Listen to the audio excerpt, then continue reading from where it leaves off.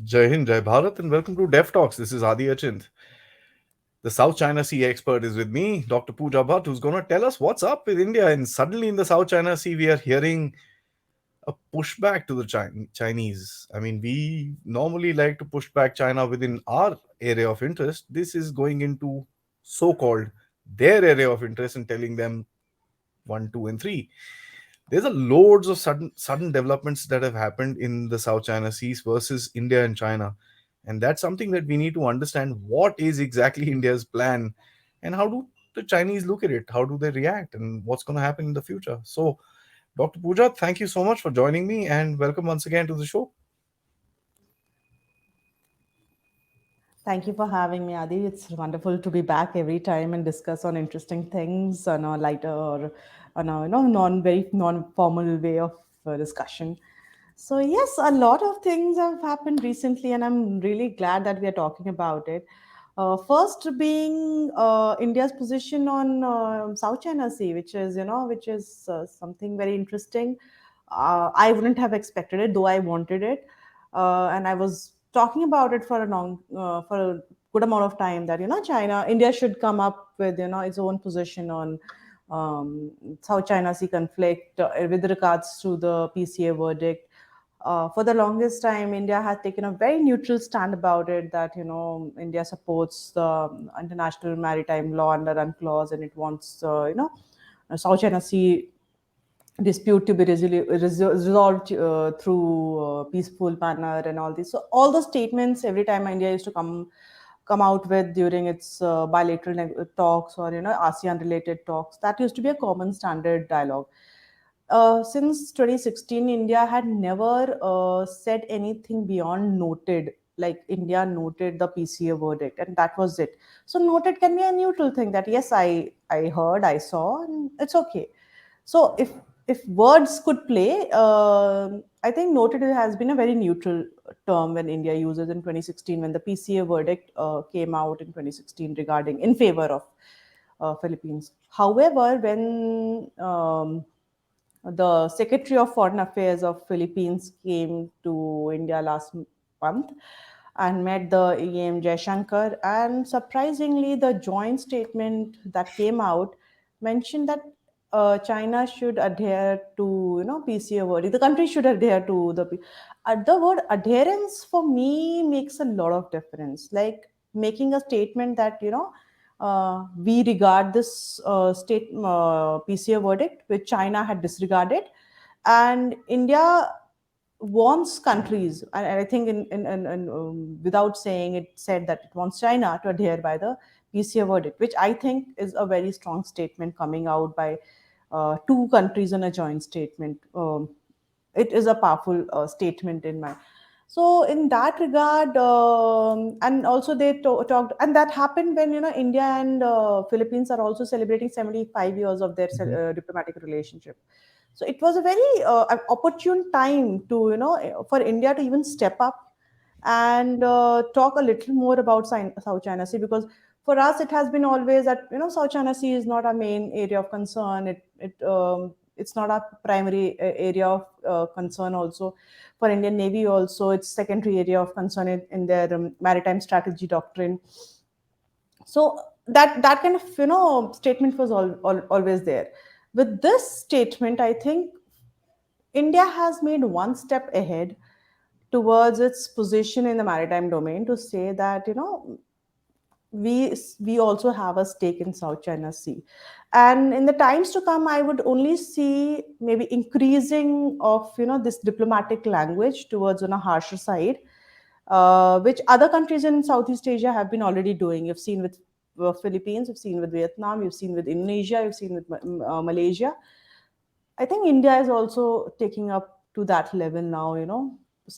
Um, Making a harsher statement towards and more bold statement towards South China Sea. So that is what that is the background of the entire story which we are playing right now.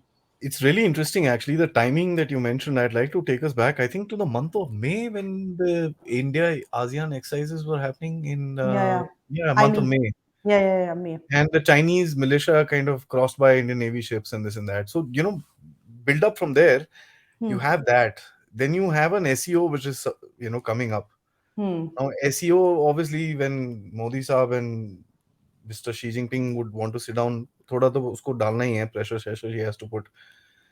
So I thought, and last time when we were talking, casually, we said, यार कुछ ना कुछ तो करेगा ये aggressive, because he's the India US thing, which is a big, stone in the eye. India ASEAN exercises, you're selling arms, something he will do. So he probably did a small little this thing. But then how do you look at this going on to this particular statement before the SEO, where Prime Minister Modi and Xi Jinping had to come face to face, although on a virtual forum, but face to face, no less. And his statements in the SEO also were very strong. I mean, he literally called out Pakistan saying the perpetrator and called China the protector of terrorism in no simple words. I mean, I'm paraphrasing here, but that's what happens. How do you see this build-up of pressure, South China Sea, terrorism, चारों तरफ से, it's coming across. So I'll build up some little context for everyone to little understand a bit. In terms of IME, the ASEAN India Maritime Exercise, it was the inaugural exercise. For the first time, we actually graduated the comprehensive strategic partnership that we had with the ASEAN countries, and for the very first time, militarily, all at least seven of us came together to do this. Seven of us actually, six of them ASEAN countries and one India came together to send across their vessels to South China Sea. The location was South China Sea, which was very bold, and though they knew that they are being followed, and also the shadowing of exercise is nothing new. All over the world, these exercises such as these are shadowed or followed by the adversary Yeah. navy. So I am very sure these people on the ships, the captains would always be aware that they would be Hmm. shadowed or followed. What is interesting is it was not the PLA navy that was shadowing it; it was the maritime militia that was following Nisha. it, Hmm. uh, hinting to us that uh, because if see the declaratory statement of IME exercises said that these are cooperative exercises towards certain challenges in the maritime domains of fishing and all that. So if the nature of exercises were declared as cooperative, there was no reason for China to otherwise consider it anyways against China, and no reason to have its navy following it. So I think that was the reason the militia was sent to follow and shadow the exercises and not the navy. And also, sending navy also serves one more purpose, that it keeps the entire interaction in the gray zone.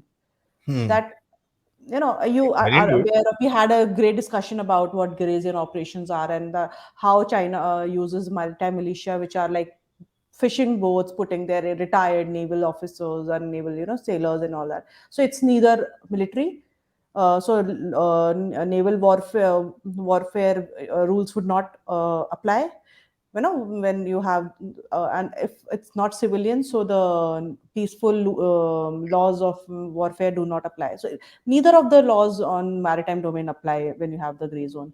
So in case you have any kind of interaction between the two, it would have been the ASEAN and Indian that would be in jeopardy to how to handle these. So I Handle it. think it was a very smart move to not send PLA Navy and send maritime militia. Now coming to the SEO thing. SEO also was built in 1995 by China for the sole purpose of addressing the issues of extremism, terrorism, separatism. These were the three isms that were the idea behind establishing SEO when China was facing it from this Central Asian neighbors. Yeah. Right, when the issues were resolved, they realized that SEO has now kind of lost its relevance. So basically to revive itself, they need to add many more members and newer regional issues Issues, where agenda. China will.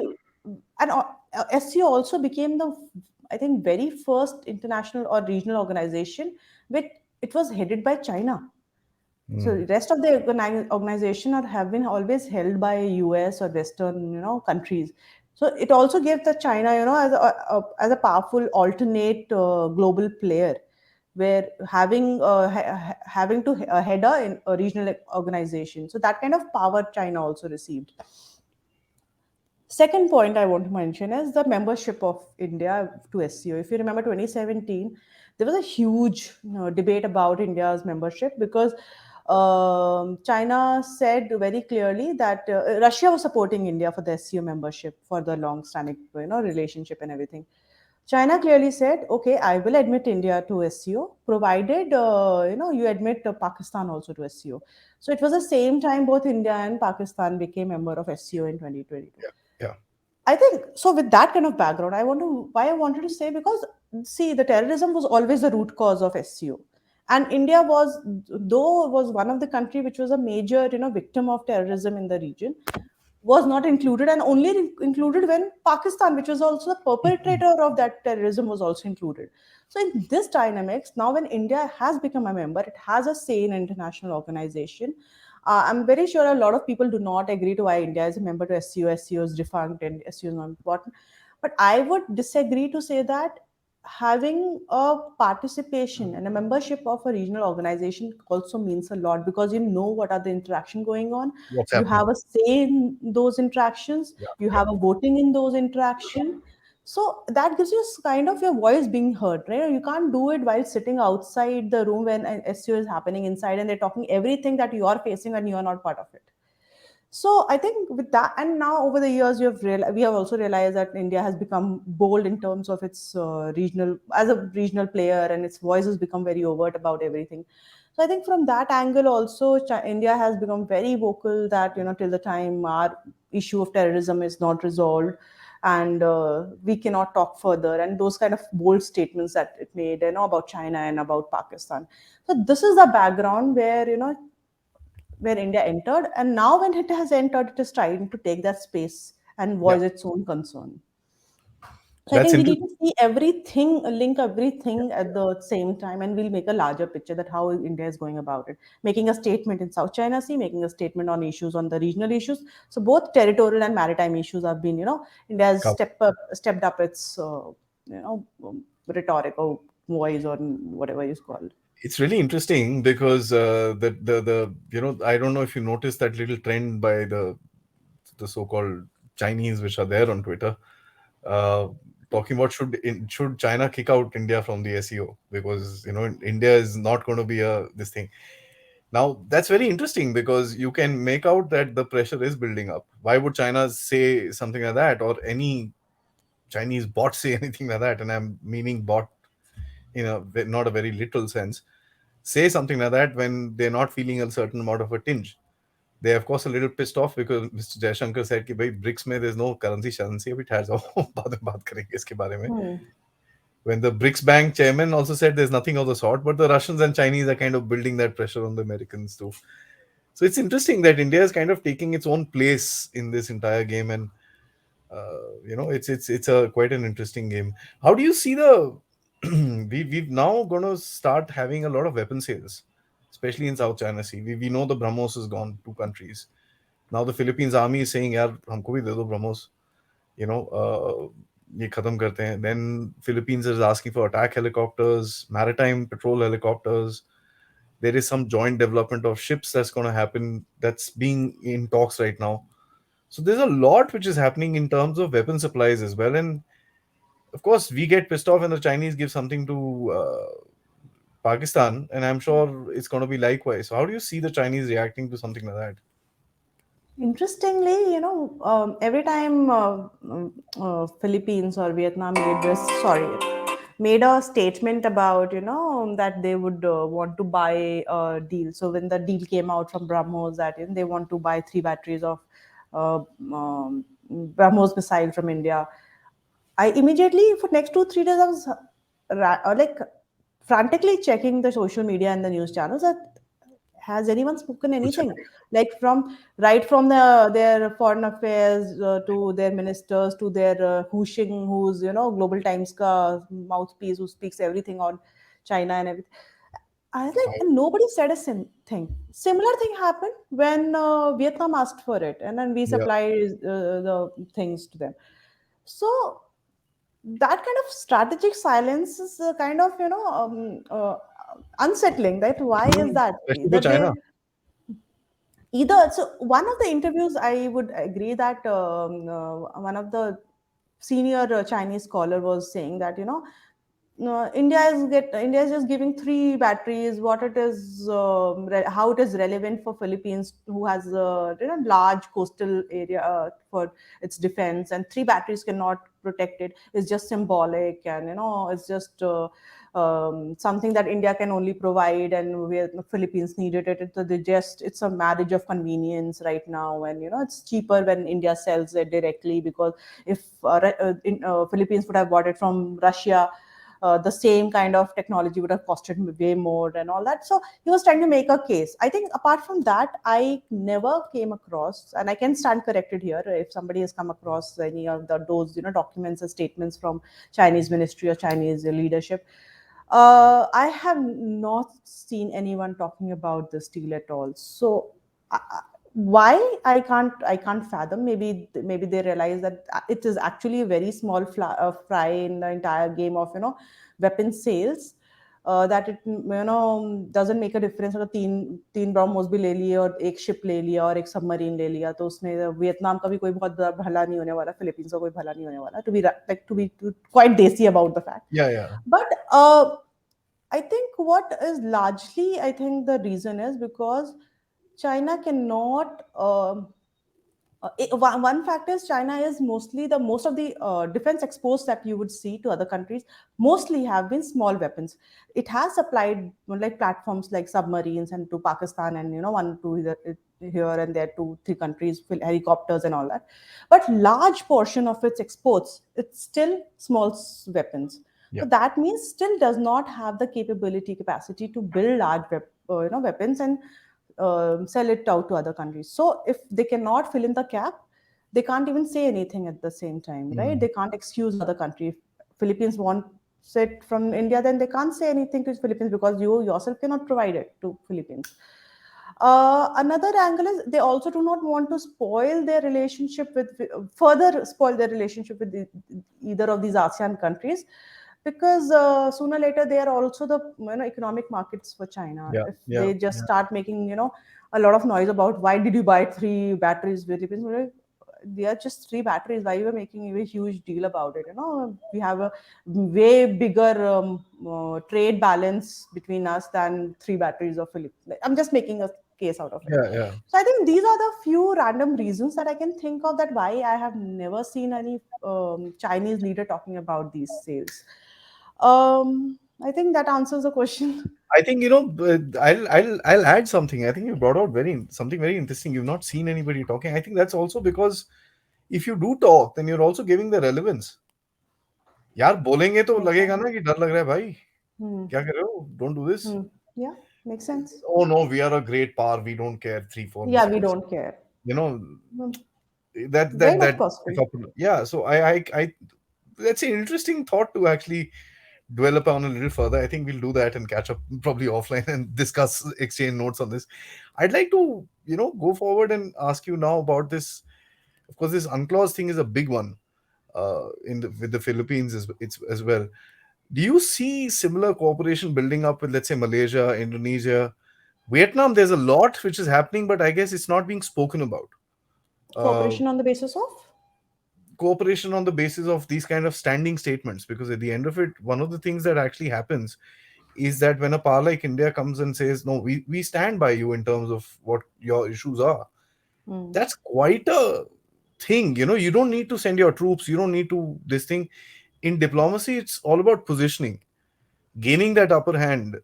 So do you see this kind of a thing building up further, because each one of these countries has their own this thing. I mean, for example, right now, I think with the Vietnamese, there was some 40-20 ships that came across. In the Philippines sea, some 50-60 illegal fishing ships came across, and they were pushed back, and so all this is happening.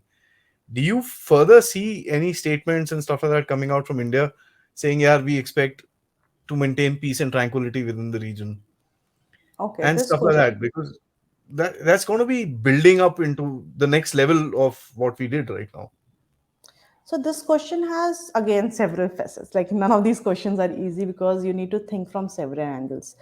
See, first of all, as extra-regional countries, and I would call them extra-regional, but stakeholders in the Pacific region, they have uh, come out with statements about supporting the PCA verdict. I think yesterday itself, Japan came out with this statement, like they made, because it was on the seventh anniversary of the PCA verdict, Yeah, so yeah, it made a proper diplomatic statement from the Foreign Ministry of Japan to say that it, and one more country I can't recognize. So there were certain countries who were made this kind of commitment that they respect PCA verdict and countries should adhere by it. So it was a very international kind of pressure on China that so many countries are supporting which you have not even considered as a verdict. So that is one. Another thing is what has happened is because out of 10 ASEAN countries, only five of them have been involved in the um, uh, um, South China Sea dispute. Okay, so what has happened? It has actually fractured ASEAN in terms of when it comes to statement mm, on South China Sea. So whenever each year, and it has, I have been observing it for some years now, and my observation and my study on the topic tells me that every time there is a joint statement by ASEAN, which happens every year, if there is Philippines or Vietnam, the countries who have been affected by South China Sea, there is a definite strong para on South China Sea and PCA verdict and everything. But if countries like Brunei is there or Cambodia is there as chairing, mm. and this issue has been ongoing since 1995 and before that, but 1995 and onwards I'll be talking about more because that's a time incidents were more. So I have seen those records since 1995, and my study on the topics tells me that every time a non-claimant country was chairing the ASEAN, and it's a rotating chair. Yeah, Every year, one country is the chair of the thing. So when a non-claimant country is the chair, you would barely see anything on South China Sea except we should adhere to rules-based order and mm, everything. Very plain vanilla statement. But every time Vietnam or Philippines had been the chair, and Vietnam was the one who started making these louder statements in yeah, ASEAN, yeah, joint statement. So in a way, what I'm trying to say is, the South China Sea dispute has also divided ASEAN into two groups. That countries which are not claimants, they will not give much attention to giving statements at the ASEAN level, and the countries who are who've been affected by the South China Sea, and they are the ones who still are more vocal about the South China Sea.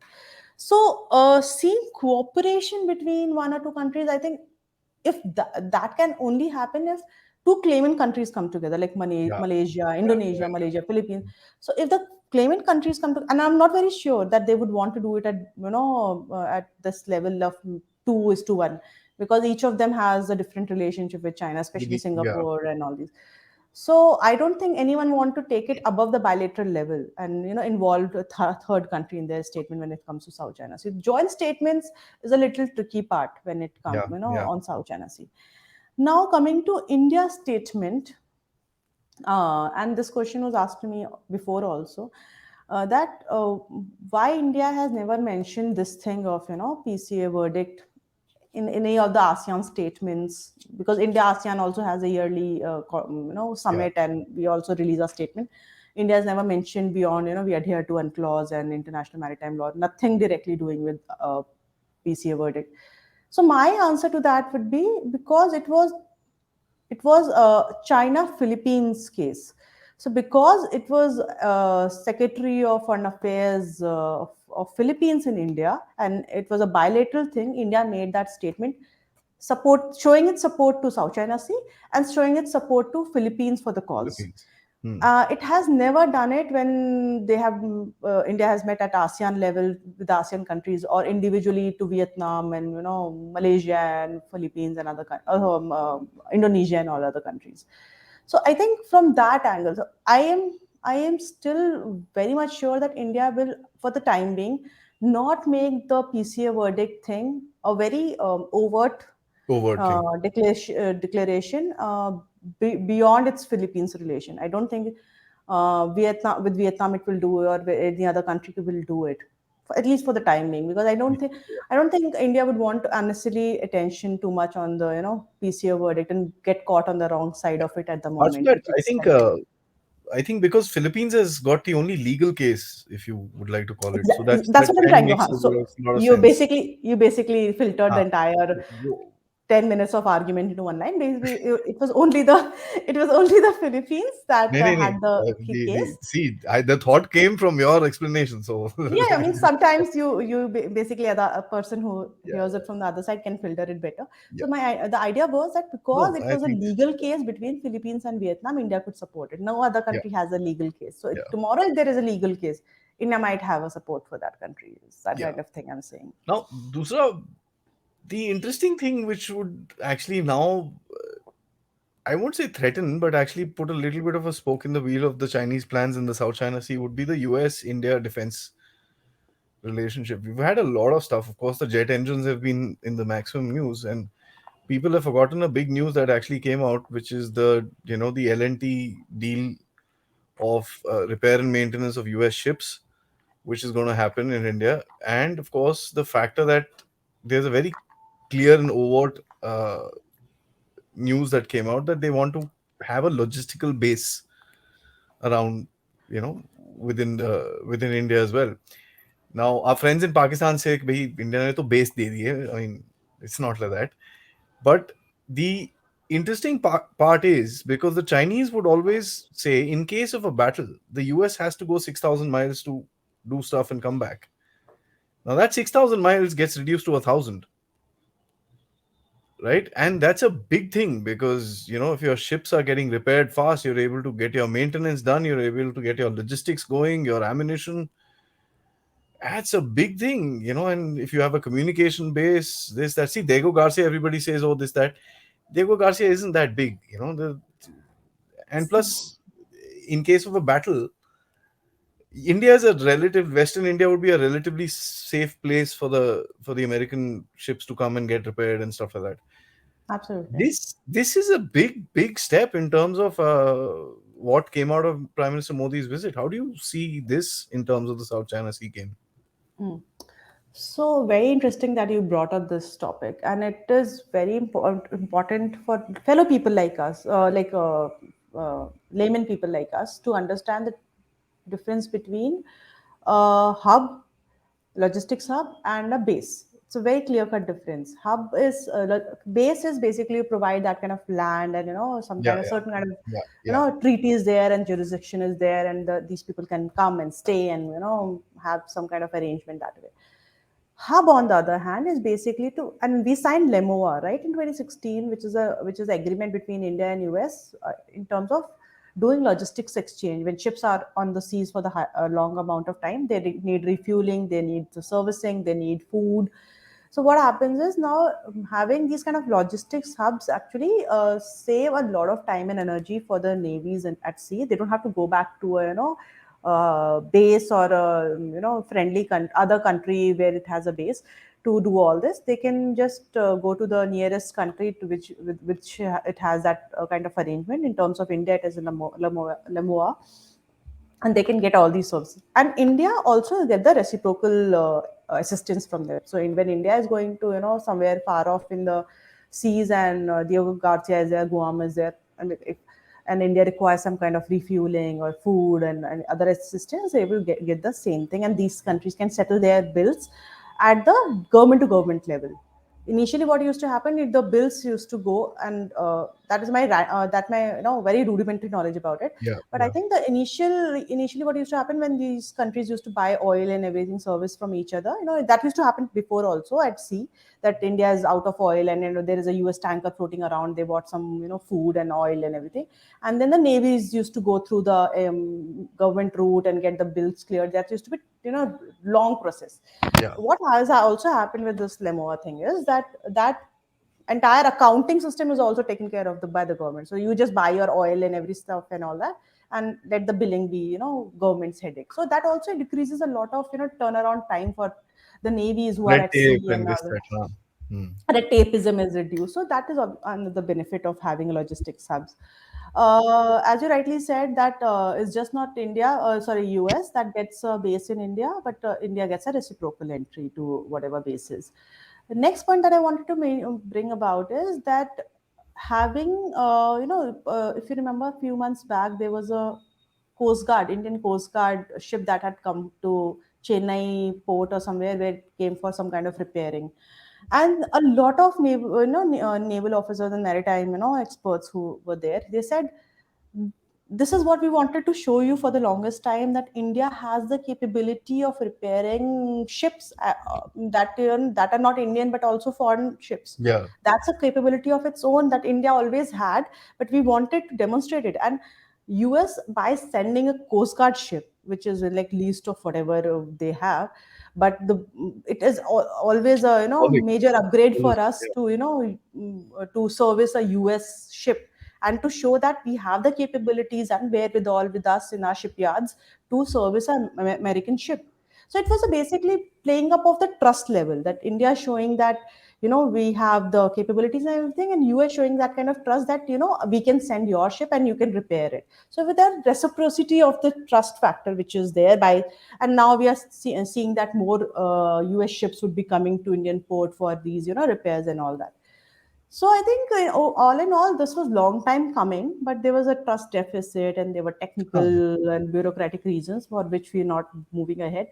I think this visit by Prime Minister Modi to US, I think resolved a lot of those issues which were long pending. It's very interesting, and as a matter of fact, I don't know if you read the report that came out of the U.S. Navy.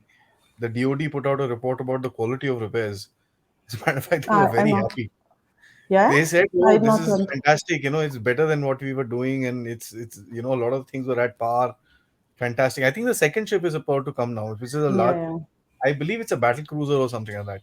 Mhm. So let's see. I So mean, now I'm not. they're just Yeah, going one step next further. next next step.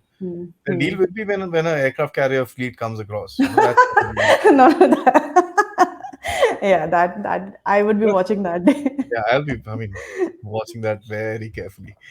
So, that sends another message to the Chinese, which is the proximity of the US Navy. The US Navy has taken four ports in Philippines. Now, see, again, for some reason, Bases. Philippines, yeah, four bases in Philippines. Sorry if I said ports, right? For some reason, Philippines keeps, four bases in Philippines. India is matching with Philippines. So I kind of see Philippines playing a much larger role in this geopolitic going forward.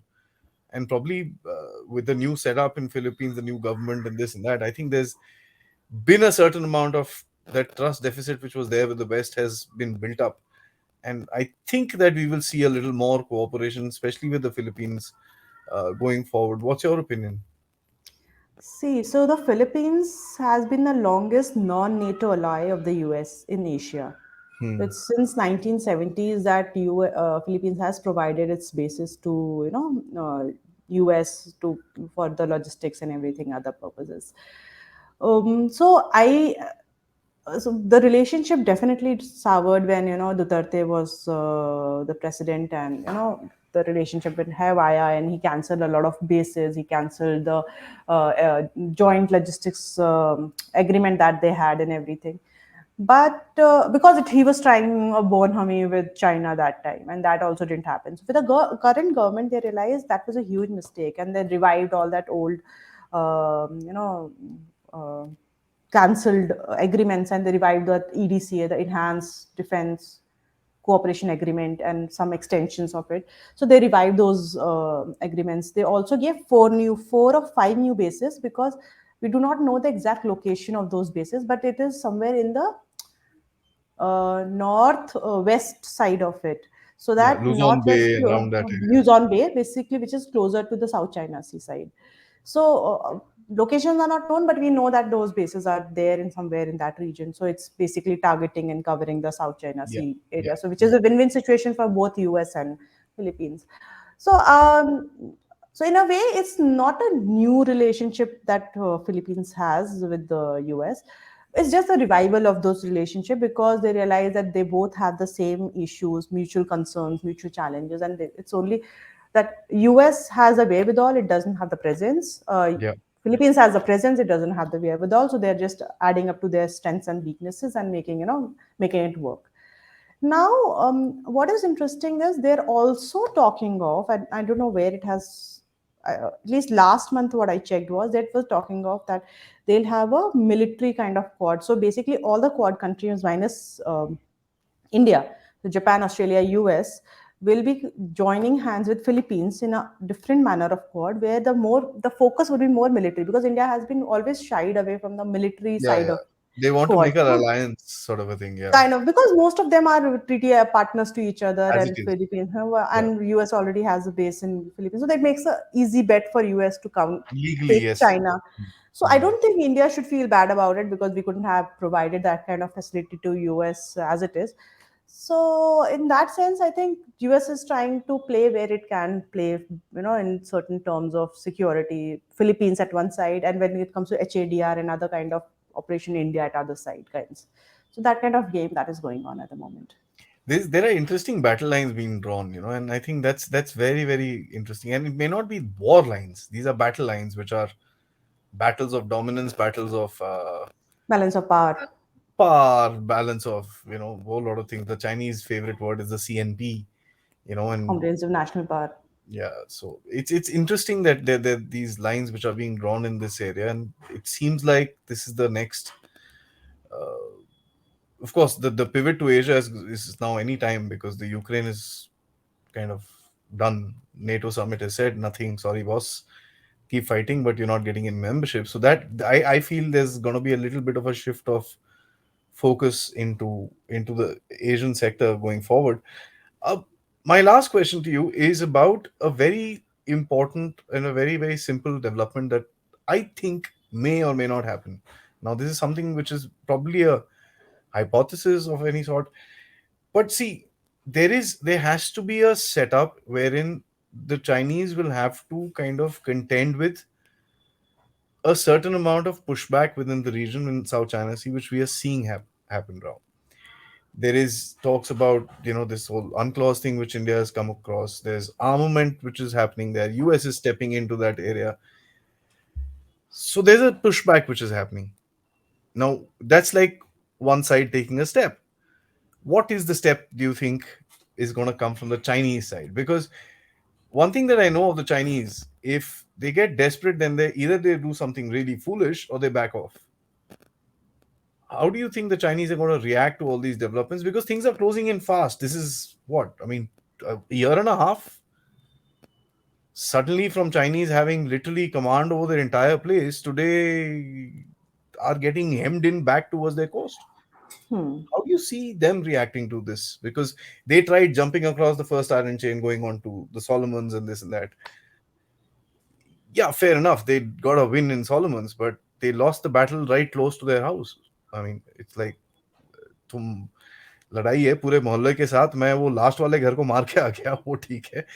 Neighbour मेरा gate तोड़ा है, उसका मैं कुछ कर नहीं पाया। How do you think they gonna react? So I think again, if you see the reaction from China recently, that has been there. Whenever there's been a NATO, statement or a US statement on China and everything. China has always said that no, you are bringing the world to brink of war, and it would be those kind of statement that everyone Yeah, would yeah, be failing. So I think China has upped its rhetoric as well. So diplomatic rhetorics are something now you see every single time there is anti-China statement in anywhere at the global level, any of the institutions and conferences. China has one upped its diplomatic rhetoric. So attacks, yeah. just to show, that I am there and I'm listening and I will not keep shut and I will revolt against it. How much they can translate it into practice is something we need to see because we haven't seen anything much. Yes, they have, you know, there are military developments going on and everything, and they've been trying to do little shit here and there. Sorry, little business here and there, but Perfectly fine. they have not done anything of major consideration. That is there. Second thing, what China has done is upping its economic engagements, and you have seen that the way the world is falling, it's like now only 11 countries that are remaining which support Taiwan and support only China. So you can imagine the kind of economic diplomatic pull that China has got, that every other country wants engagement with China despite knowing that what is going globally. So there has to be some political or economic game that is going on that China is trying to play. Despite Solomon Islands, despite knowing we have Solomon president now visiting China recently. Latin American countries, if we talk of Mm. Honduran Brazil, president is Honduras, all Argentina. these countries, Argentina. So the kind of country, Cuba is making overt statements and everything. So I think China is, what China is trying to do is, okay, that I know that my military side is still not up to the mark, but right now we're not going to fight a war immediately, at least. It's the game of economics, which country is the most economically powerful. It's the game of diplomacy, that whose voice is heard at the global level the most. And I think those two sides is trying to up its ante right now and trying to be more vocal and present, basically. These are going to be interesting times going forward, especially in the oceans. And I think the Indian diaspora needs to learn how to sail a little bit, because the Indian diaspora, the citizenry, because at the end of it, we've been very focused on towards our borders and stuff, and the oceans are the where the new games are opening out. Um, with the Indian Navy getting a new set of Rafales and a whole lot of things, so there's going to be a whole set of new teeth coming out in that area. The third aircraft carrier is, I think, in the next year, that signature, the proverbial go ahead, will happen. So there's going to be a lot of developments as far as the maritime domain is concerned, and I think you're going to be one busy person reading and analyzing all this. Yeah. I am so grateful to you that you've taken out the time, and we've, I think, had a nice all-rounded discussion where we've covered geopolitics, China, the India relationship, of course, the UNCLOS, and a lot to do with the future forecasting or pegging in terms of where the game is going to go. So I'm thankful to you. It's always a fun time talking to you and a learning experience. So, and I hope to keep this these conversations going in the future. Till then, Jai Hind. Thank you for having me.